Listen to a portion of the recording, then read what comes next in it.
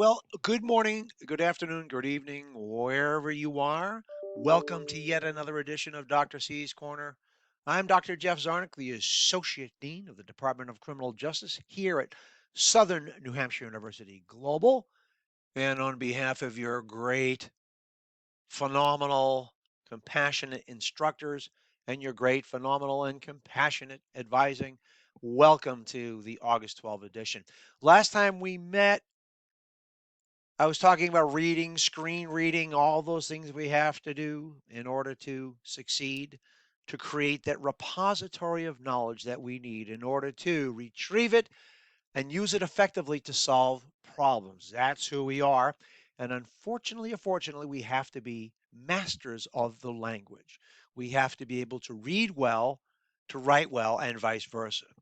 All right, so active reading and reading for comprehension so you fully understand what the author is trying to say. So when you encounter a section heading, turn it into a question.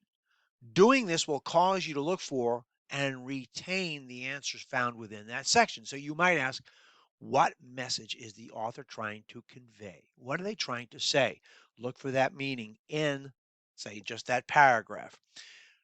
Remember and contemplate the bold or italicized words or phrases and definitions. They are those key points that enhance your comprehension. As adult readers, we look for those.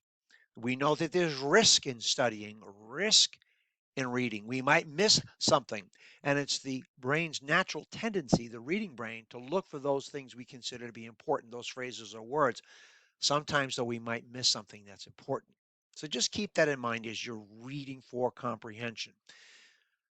It may seem laborious, but take notes or write a brief summary of what you've read. This process makes you stop to reflect, absorb, and process, right? And think about what you read. Then you go back to those sections to reread for clarification. Reading takes planning, right? Not just picking up the book in your lounge chair at the beach and just flipping through the pages. This is reading, all right, for content. This is reading for your job. This is reading for the profession, all right? This is reading to distinguish you from the pack, to make you smarter. So this may seem like additional work, but it does help you retain the information. Here's a professional scenario, right? Police officers, public safety professionals are involved in countless numbers of incidents that require them to take field notes and that they are eventually turned into written accounts of an incident. Think how important that is, right? And how excellent of a writer you have to be, okay, to keep it focused and clear. They review their field notes and fill in the blanks of information that was left out, review law and case law, identify the elements of the crime, and so on. So a full incident or arrest report will then be crafted by the officer. Now, this is critical because it serves as an archived record of the incident. It means a review for preparation to testify, and it can become evidence and a reviewable document by attorneys, judges, juries, and appellate courts. So naturally you review your notes and answer review questions. This is all part of the retention process. So I'm going to leave you with that just to digest, okay, on a reading strategy, actively reading, breathing life into what you're reading. It has meaning and importance.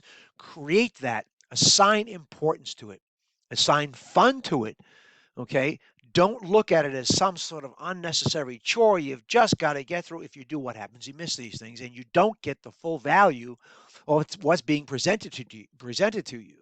Now remember, all our courses are developed by subject matter experts, like the instructors you have in your courses. They know what they're talking about, but more importantly, they know what you need to read to do what they are doing. It's all part of the modeling, mimicry processes. Do what they do. They didn't get to where they are, okay, all right, without good, strong, active reading for comprehension strategies. They had to. And look where they are. So model yourself after that. Any questions, naturally, your faculty members, your instructors, your advisors, and myself, we're here to help you with this.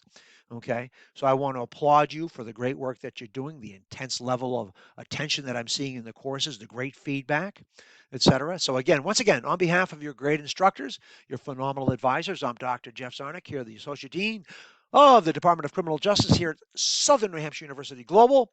Have a great weekend, everybody, and please be safe out there. Thank you.